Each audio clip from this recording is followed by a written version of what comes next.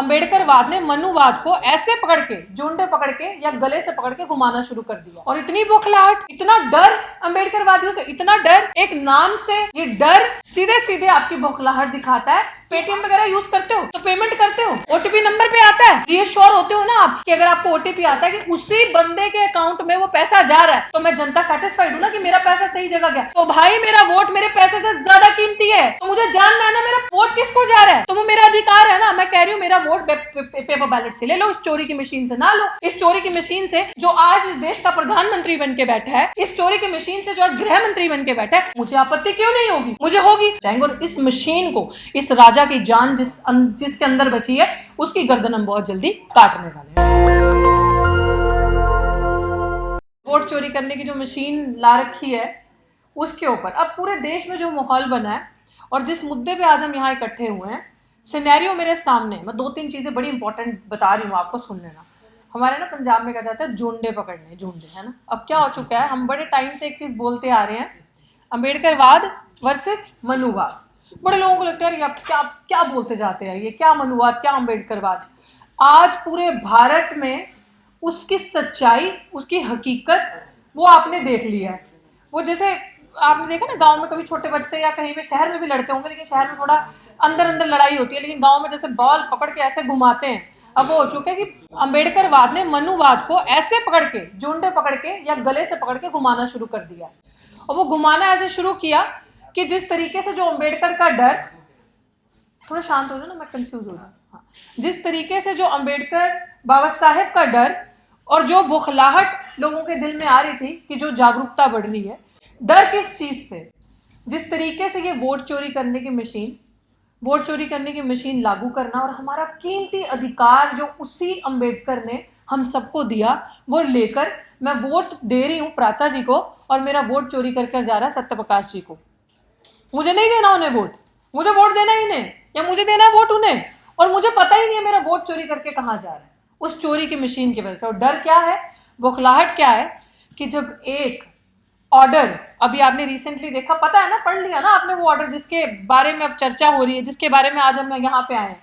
Order का title क्या है, महमूद प्राचा वर्सेस ECI, यही टाइटल है। और उस प्राचा के नाम के आगे क्या लिखा है, महमूद, है ना। तो वो जो महमूद लिखा है ना, और बाय डिफॉल्ट कह लो या रियलिटी कह लो या क्या कह लो, वो जो महमूद प्राचा, और ये रियलिटी है प्राचा साहब, आपको ये चीज माननी पड़ेगी क्योंकि आए दिन हम ये चीजें सुनते हैं और ये बड़ी टेक्निकल बात है। महमूद प्राचा, अगर खाली महमूद होते तो जेल लिए जाते, अगर खाली मुसलमान होते तो चल जाता, अगर आरएसएस के मुसलमान होते या सॉफ्ट हिंदुत्व कांग्रेस की फील्ड पे पिच पे खेल रहे होते तो चल जाता। लेकिन वो महमूद प्राचा जो गलती से अंबेडकर की विचारधारा पर चलता है, जो अंबेडकर के संविधान को प्राथमिकता देके आगे रखता है और अंबेडकराइन लाइन पे चलता है, वो महमूद प्राचा बर्दाश्त नहीं होता। और वो किनसे बर्दाश्त नहीं होता, मैं आती हूँ उस पर। अभी आपने देखा कि इतना बड़ी चीज जो जीत पंजाब हरियाणा हाईकोर्ट से हमारे हाथ में लगी थी, कि जिससे हमारे हाथ में तथ्य आएंगे, क्योंकि सड़क पे चिल्लाना, सड़क पे बोलना, सड़क पे लड़ाई लड़ना, फिर FIR झेलना, वो एक बात है, वो लड़ाई जरूरी है, वो लड़ाई 80% लड़ना बहुत जरूरी, लेकिन 20% मजबूती से लड़ाई जब हम कोर्ट में लड़ते हैं, जब एक learned council with his full team, जो आप यहाँ पे देख रहे हो, इंटेलेक्चुअल्स, और महमूद प्राचा जी को मैं एक स्ट्रैटेजिस्ट का भी खिताब देती हूँ कि इज अ वंडरफुल स्ट्रैटेजिस्ट। अभी भी जितने भी गेंद है ना, वो बॉल जो है हमारे कोर्ट में है। तो वो एक स्ट्रैटेजिस्ट जिस तरीके से चल रहा है, स्ट्रैटेजी बनाते हुए, और इस तरीके से उन्होंने जो पिटीशन डाली, जिस तरीके से सर ने आपको बताया कि 40 पिटीशंस उनकी रद्द हो चुकी थी लोगों की। एंड डोंट माइंड मी, मैं ये चीज कहने जा रही हूँ कि वो कहीं ना कहीं RSS ही ऐसी पिटीशंस डलवाती हैं जो पिटे, जो रद्द हो, जिनके जो आगे से कोर्ट उसके विपरीत फैसला आपको सुनाया जाए। तो जब हमारी पिटीशन जो हल्की फुल्की अटकी हुई थी और उसके ऊपर ऑर्डर आया कि हाँ आप इनको, इनके सबूत, इनकी वीडियोग्राफी जो ये मांग रही है, क्योंकि ये देश की जनता है जो ये चीजें मांग रहे हैं, वो आप दे सकते हो। और इतनी बौखलाहट, इतना डर अंबेडकरवादियों से, इतना डर एक नाम से कि महमूद प्राचा जो सिद्धार्थ से पीछे नहीं हटेगा, जो अडिग और अटल रहेगा, और उनके साथ जो टीम काम कर रही है, जो जमीन पे भी डंडे आपकी जेल पर्चों से डरते नहीं है, लड़ने के लिए तैयार है। और इतनी बौखलाहट कि आपने रातों रात कानून बदल दिया, अमेंडमेंट कर दी। ये डर नहीं तो क्या है, ये डर सीधे सीधे आपकी बौखलाहट दिखाता है कि आप इतना ज्यादा डरते हो हम लोगों से कि उसी का एक रिजल्ट कि अपने स्लीपर सेल को आपने कैसे यूज किया। जब आपको लगा, और मैं आपको ये चीज बता रही हूँ, शायद कॉमन मैन को नहीं पता होगा, आम इंसान को लग रहा होगा यार अब क्या, अब तो प्राचा साहब एक लड़ाई लड़ने गए थे, अब उस लड़ाई के बदले सरकार तो ऑर्डर ले आई। लेकिन उसका दूसरा तरीका भी क्या था हमारे खेमे में, और क्या क्या चीजें थी, आगे क्या करना था, वो सब तैयारी की है हमने और तैयारी रखी हुई है, क्योंकि हम प्रिपेयर होकर चलते हैं कि अगर गला यहां से पकड़ेंगे यहां से पकड़ेंगे तो हमने उनका गला कैसे पकड़ना है। अब सिचुएशन ये है कि जिस तरीके से जो कांग्रेस के अंदर, कांग्रेस का नाम क्यों लेते हैं, विपक्ष की सबसे बड़ी पार्टी, अपने आप को विपक्ष का सबसे बड़ा नेता कहना, तो भाई जिम्मेदारी तो डबल होगी ना। अब वो जमाना गया कि हम सरकार से ही सवाल करेंगे, अब जो अपने आप को विपक्ष कहेगा उससे भी सवाल किए जाएंगे कि उस रास्ते पे चलो। उनकी पार्टी के अंदर जो स्लीपर सेल्स हैं, बार बार आप हमारी पुरानी वीडियोस, प्रेस कॉन्फ्रेंसेस उठा के देखो, हमने बार बार सबसे गुहार लगाई थी कि आप किसी भी कीमत पे कोर्ट में पिटीशन नहीं डालोगे, सुप्रीम कोर्ट में पिटीशन, क्योंकि अगर पिट गई जिस तरीके से अभी पिटीशन डाली है कांग्रेस पार्टी ने, आपने किससे पूछ के पिटीशन डाली? आप जनता की आवाज है, अगर आप जनता की आवाज है तो आपने क्या जनता का कंसेंट लिया उस बात पे? आपने क्या जनता से कंसल्ट किया उस बात पे?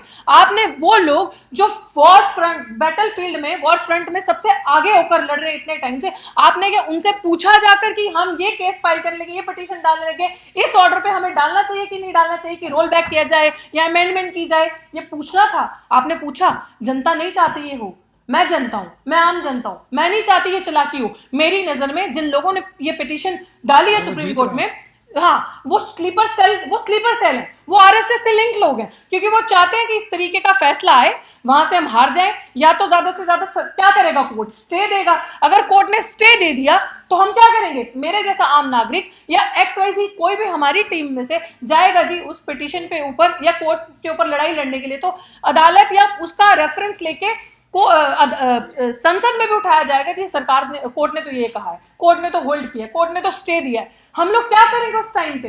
तो ये बहुत अहम मसला है। इस तरीके की एक, कहते हैं ना कि जैसे आपकी अनरिस्पॉन्सिबल तरीके से आपने इस तरीके की हरकतें करी, और आज अभी भी हम जीत रहे हैं, अभी भी हम उस जगह पे खड़े हैं कि हम विन विन सिचुएशन में हैं और हम जीत रहे थे। अगर हमारे ऑर्डर ने बुखलाहट नहीं मचाई होती, हमारे सड़कों के संघर्ष ने, रास्ते पे चलने वाले संघर्ष ने वो चीजें नहीं की रही होती, तो इस तरीके का सरकार फैसला ही नहीं देती।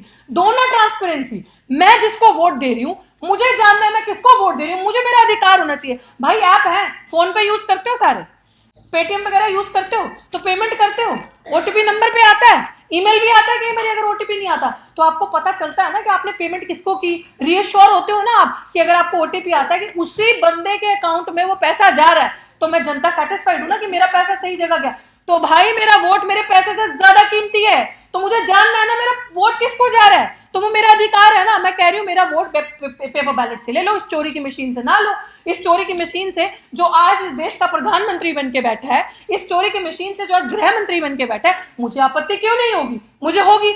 और इतनी बौखलाहट कि अभी महाराष्ट्र में जब एक रैली करने के लिए हमारा मिशन सेव कॉन्स्टिट्यूशन पहुंचा, और मिशन सेव कॉन्स्टिट्यूशन के नेशनल कन्वीनर महमूद प्राचा जी पहुंचे, तो महाराष्ट्र के डिप्टी चीफ मिनिस्टर के चीफ मिनिस्टर तो बोल रही हूँ मैंने, चीफ मिनिस्टर बोल दिया है क्या? चीफ मिनिस्टर, ओके अभी चीफ मिनिस्टर है, इतना इंपॉर्टेंट आदमी नहीं है, कोई बात नहीं, भूल दैट्स ओके। तो चीफ, वो भी हमें इंपॉर्टेंट क्यों है? क्योंकि when he repeatedly took your name, तो अपने विधानसभा के सदन के अंदर वो चिल्ला के बोल रहा है, अरे किस प्राचा को ले आए आप, महमूद प्राचा।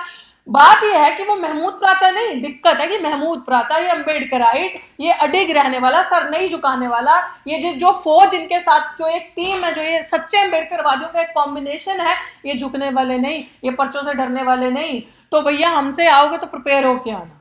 तो इस चीज से एक बुखलाहट पूरे देश में मच गई और अपने पूरे लेफ्ट राइट के विंग्स को एक्टिव कर दिया कि किस तरीके से इनको रोका जाए।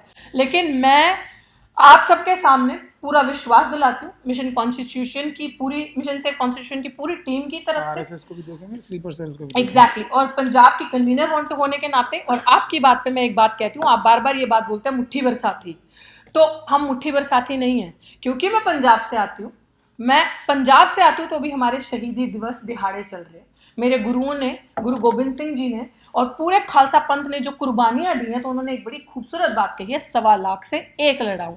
तो एक ये जो फौजें हैं ये 1.25 लाख से लड़ने के लायक है। तो हम एक नहीं है, पहली बात तो हम 1.25 लाख हैं। तो मैं आपको ये चीज बता दूं, थोड़ा सा टेक्निकली मुझे लगा, मुझे मेरी इतना वो तो नहीं है, लेकिन आपको क्लियर कर दूं।